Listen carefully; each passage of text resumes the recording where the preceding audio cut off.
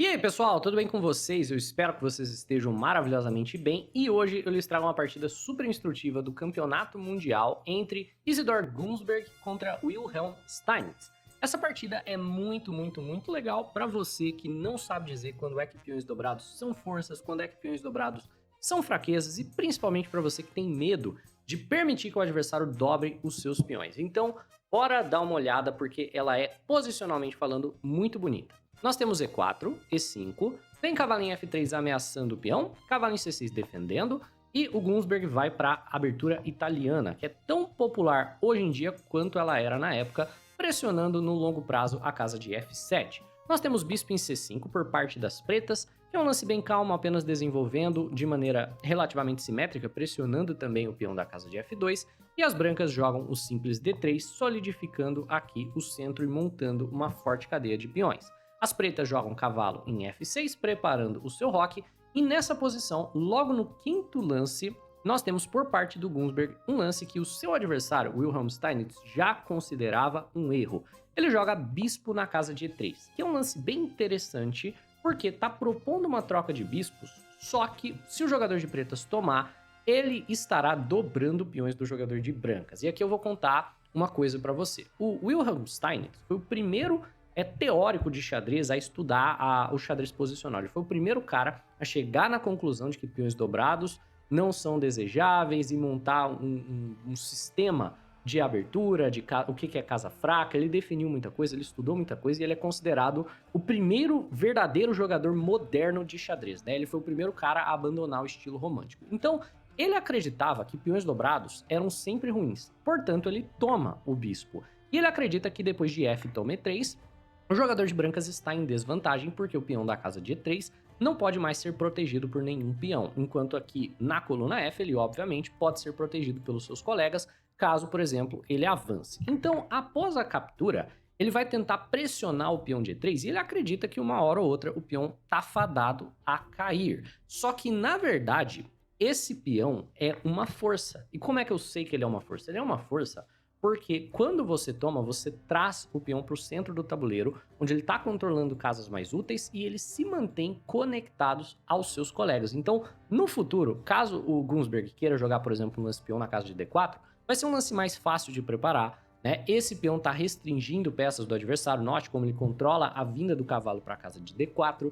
Então, na maior parte das vezes, se você está retomando e dobrando peões na direção do centro, você provavelmente não está gerando uma fraqueza na sua posição e você vai perceber como isso pode ser usado aqui ao longo dessa partida. Por incrível que pareça, o lance mais forte para as pretas é voltar o bispo, e o mesmo princípio aqui se aplica. Se brancas tomarem, só vão estar ajudando o jogador de pretas a trazer material para o centro do tabuleiro e, por consequência, aumentando o controle central do seu oponente. Mas vamos ao que foi jogado.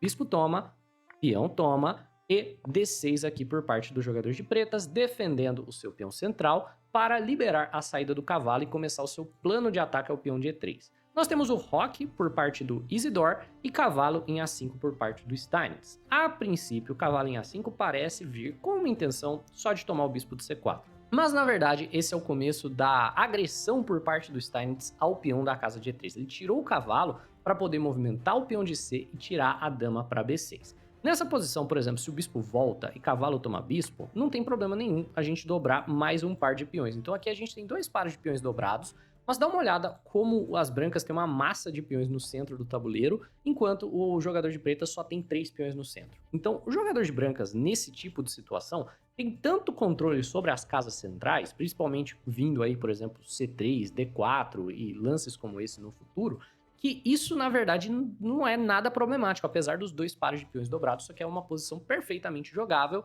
e, na verdade, considerada igual. Outra ideia bem natural aqui seria bispo em D5, colocando o bispo a prêmio, porque se cavalo toma, peão toma, e apesar desse peão ser dobrado, ele é um peão que impede que o cavalo volte, é um peão que impede que o bispo venha para a casa de E6, e é mais um caso de um peão que está sendo dobrado, mas ele está indo mais na direção do centro do tabuleiro e, por consequência, está ficando mais forte. E o bispo em D5 também provoca C6, que seria uma imprecisão porque prende o cavalo. Então aqui o cavalo não tem como voltar, a gente poderia jogar bispo toma F7, seguido por B4, recuperando o material, exceto que ele perdeu o roque, enquanto nós estamos com o rei seguro e os nossos peõezinhos dobrados estão muito bem, obrigado.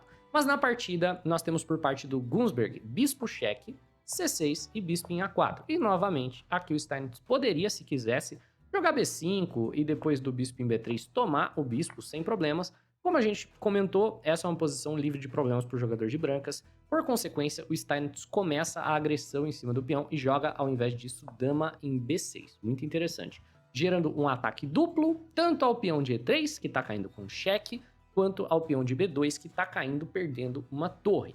Então parece que o Steinitz está castigando aqui o erro do Gunsberg de maneira direta, certo? Dobrou peões, deu 2 lances depois, ele tá lá ameaçando o peão dobrado, vai vir cavalo em G4, e aí, como é que você vai defender o peão? Tá perguntando o Steinitz. E o Gunsberg o faz de maneira super interessante. Ao invés de dama em C1, que é mais passivo, mas defende as 2 ameaças, com certeza um lance possível, ele joga dama em D2, gambitando o peão de B. Na verdade não é bem um gambito, né? É um peão envenenado. É muito comum esse tipo de posição, mas se você toma o peão de B, aí vai cair o seu cavalo, e se você tomar a torre, na verdade a dama fica presa após cavalo em D2. E note como o nosso peão controla o centro, controla a saída da dama, que é bem interessante aqui também. Outra coisa a notar é que com o dama em D2, a gente está gerando talvez uma ameaça de B4 e o cavalo está preso. Mas, antes disso, a gente tem cavalo em G4 por parte do Steinitz, pressionando o peão de E. A gente pode seguir com o B4 se a gente quiser, querendo, né, atacar o cavalo que está preso, porque o B4 o cavalo não tem por onde sair. O problema é que depois de cavalo toma E3, a gente tem esse cheque descoberto para lidar.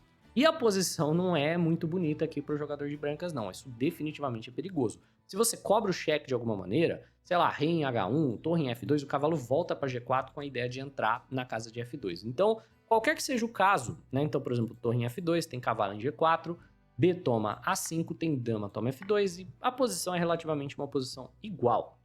No entanto, claro, ao invés de entrar nessas linhas após o cavalo em G4, a gente tem um simples torre 1 por parte do Gunsberg, e agora sim, B4 está sendo ameaçado de verdade, o cavalo está preso. Então o Steinitz joga dama em A6, que na verdade lida com a ameaça, porque libera o B5. Se você jogar B4, ele joga B5, se você atacar meu cavalo, eu ataco seu bispo, gerando uma casa para o cavalo sair. Então ao invés disso, nós temos C3, e olha só o centro que o jogador de brancas está formando, né? As brancas estão formando um centro excepcional, estão planejando voltar o bispo para poder jogar um B4, prendendo o cavalo de verdade, e estão planejando talvez o D4 no futuro, tentando eliminar os peões centrais do jogador de pretas. E dá uma olhada no material das pretas, que na verdade está completamente do lado do tabuleiro. O cavalo está no canto, o outro cavalo está no canto, a dama está no canto. Tentando jogar contra o peão dobrado, que está auxiliando no controle central. O Steinitz colocou todas as peças dele no canto do tabuleiro, e agora que o seu centro está sob ataque, ele se vê obrigado a jogar F6, que é um lance bem feio. Mas dá para entender, ele quer jogar o F6 porque ele quer apoiar o peão central contra o avanço D4. Ele quer ter a possibilidade de só manter a atenção, sem necessariamente abrir tudo. A ideia sendo, se você tomar, eu tomo com o peão de F, abrindo a coluna F, tá tudo certo. Só que é um lance muito problemático, né? Estrategicamente falando, toda vez que você mexe o peão de F, você enfraquece a diagonal e tira a segurança do roque. E outro ponto é que o cavalo vai ter que voltar para H6 quando ele for chutado, que certamente não é uma casa muito feliz para o cavalo. Então, o Gunsberg segue jogando simples. Bispo em C2. Então, se o bispo não estiver lá, né, se ele jogar B4, vai seguir o A5. Agora, se o bispo não estiver lá, ele tá de fato gerando aqui a possibilidade de jogar B4 ganhando o cavalo. O Steinitz joga peão na casa de C5, certo? E ao jogar peão em C5, ele gera uma casa fraca, um buraco aqui na casa de D5 e um peão atrasado. Não sei se dá para chamar esse peão de peão atrasado, já que a coluna D não está aberta, mas de qualquer forma é a base da cadeia de peões, ele não consegue avançar, então ele vai gerando mais e mais e mais fraquezas posicionais na própria posição. O mais interessante é que ele não precisava jogar o C5 para salvar o cavalo. Tem uma linha tática muito legal, com bispo em E6, que salva o cavalo, na verdade. Parece absurdo, mas se a gente jogar B4 aqui, por conta da torre cravada, ele pode colocar o cavalo em B3. Olha que bizarro. E o cavalo tá atacando a dama. Então, nessa linha, né, se você tomar o cavalo, você não pode tomar de peão, sem perder a qualidade. Se você toma, ele só toma de volta e tá tudo certo. E a posição parece absurda, mas funciona muito bem taticamente. O Steinitz não viu, né? Muito difícil de ver essa ideia de bispo em E6, apesar de muito bonita. E joga o C5, gerando problemas posicionais de longo prazo. Vem o B4 de qualquer forma, peão toma, o cavalo volta para C6 e bispo em B3, impedindo o roque do jogador de pretas. Então, o caldo azedou completamente. Pretas agora não conseguem fazer roque, brancas têm mais controle central e o cavalo logo vai ser chutado para casa de H6. Vem então, dama em B6, de maneira superficial ameaçando ganhar o peão de B, e A3 defendendo.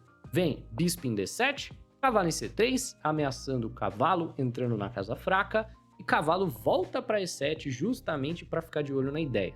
Finalmente vem o H3, o cavalo tem que voltar para a casa de H6, e é muito claro que a posição do jogador de brancas está simplesmente muito superior por conta dessa descoordenação generalizada. E agora, o peão dobrado do Gunsberg simplesmente vai servir como o catalisador para a abertura da posição e o catalisador para o jogador de brancas dar o golpe final, né? Para ele conseguir romper o centro das pretas e atacar o rei que está no centro.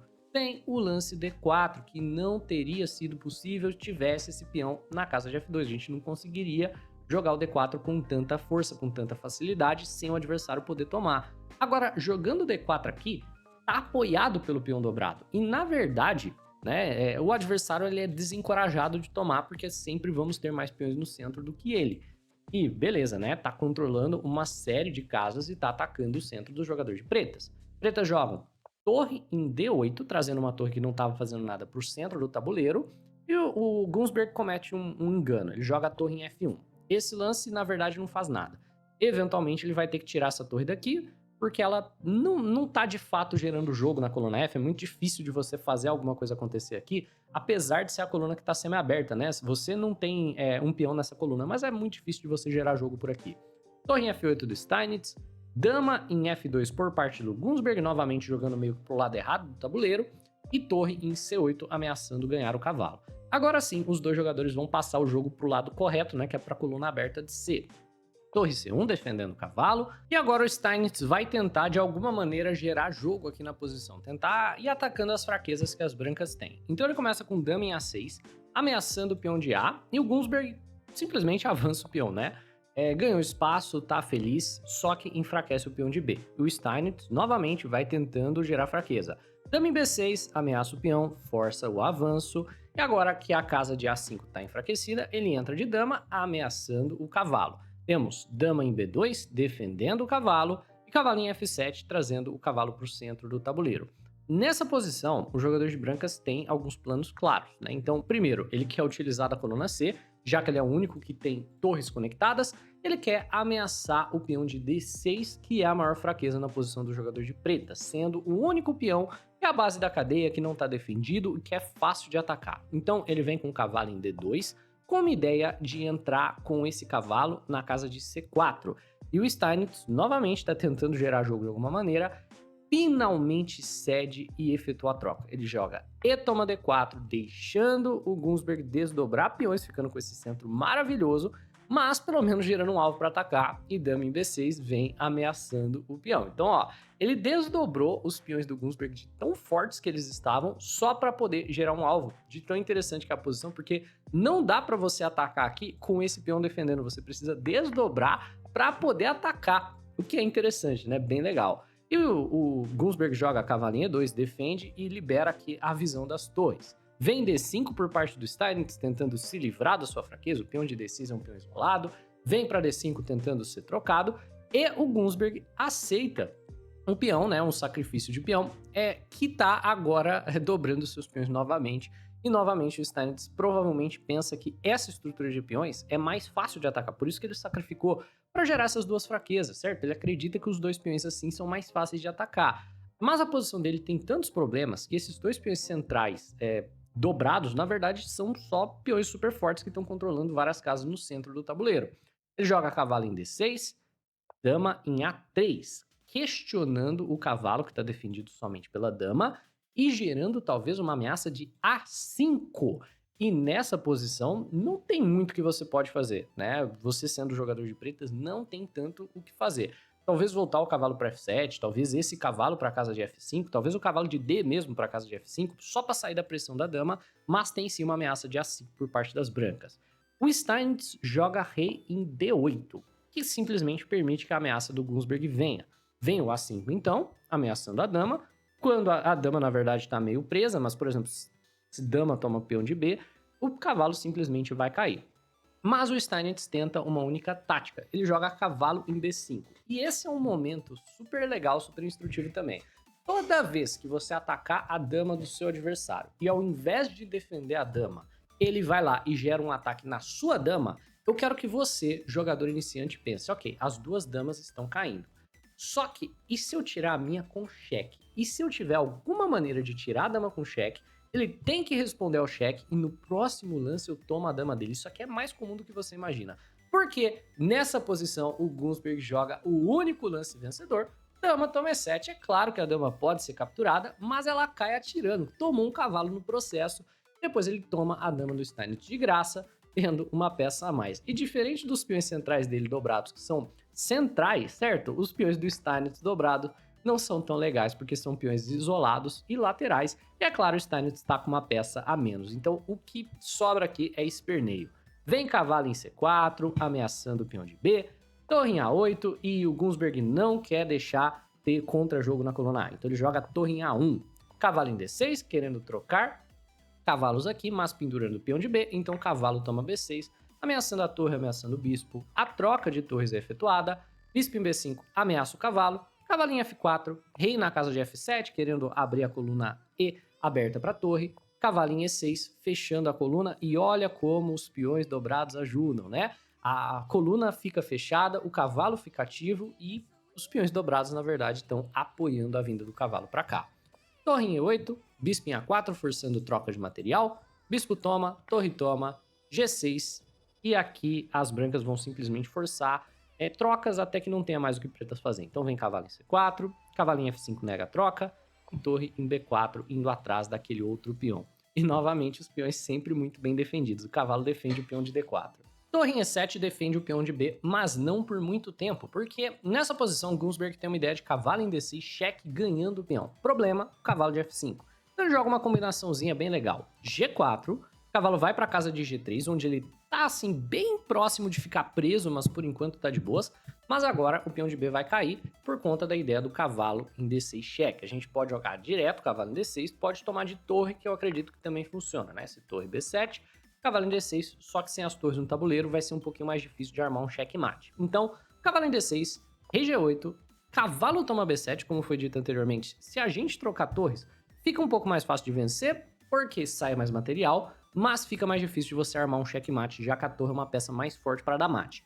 Torre em D7, ameaçando o peãozinho, cavalo em C5, sacrificando o peão de D, mas com uma ideia muito forte. O cavalo volta para C5, na verdade, ó, controlando algumas casas aqui para poder prender esse cavalo. Então depois de torre toma D5, rei em F2 e o cavalo está preso. Cavalo em F5, sacrificando o cavalo, peão toma, torre toma cheque, rei G3, H5, torre em B7, fechando a rede de mate. Aqui a gente tem alguns lances mais jogados, G5, cavalinho 4, querendo entrar na casa de D6, onde ele vai auxiliar no checkmate, rei em H8, torre em G7, e aqui a rede de checkmate está completamente formada, né? O rei basicamente não tem casas, o cavalo está protegendo a torre, então qualquer cheque vai ser mate. A ideia é a gente poder entrar com esse cavalo em F7. Então depois de H4, rei G2, torre em A5, cavalo toma F6. Acho que cavalo em D6 teria sido um pouco melhor. Acredito que dá na mesma, né? Mas cavalo toma F6, torre cheque, rei G1, o Steinitz finalmente abandona, né? Ele poderia ter seguido com cheques e o rei teria que ficar caminhando na direção da torre ou caminhando até um ponto onde não tivesse mais cheque, mas eventualmente com esse cavalo em F6, torre em H7 seria checkmate. Da mesma maneira com o cavalo na casa de D6, né? Se o cavalo entrasse aqui na casa de D6, cavalo entrando em F7 seria checkmate, a gente poderia seguir dessa mesma maneira. Mas, qualquer que seja o caso, chegamos aqui ao fim dessa partida e eu espero que você tenha terminado a partida com um pouco mais de conhecimento em relação aos peões dobrados. Eu espero que você tenha entendido que os peões dobrados nem sempre são ruins e que você tenha aprendido a identificar quando eles são ruins e quando talvez eles não sejam. É isso, pessoal. Espero que você tenha gostado. Um abraço e até a próxima!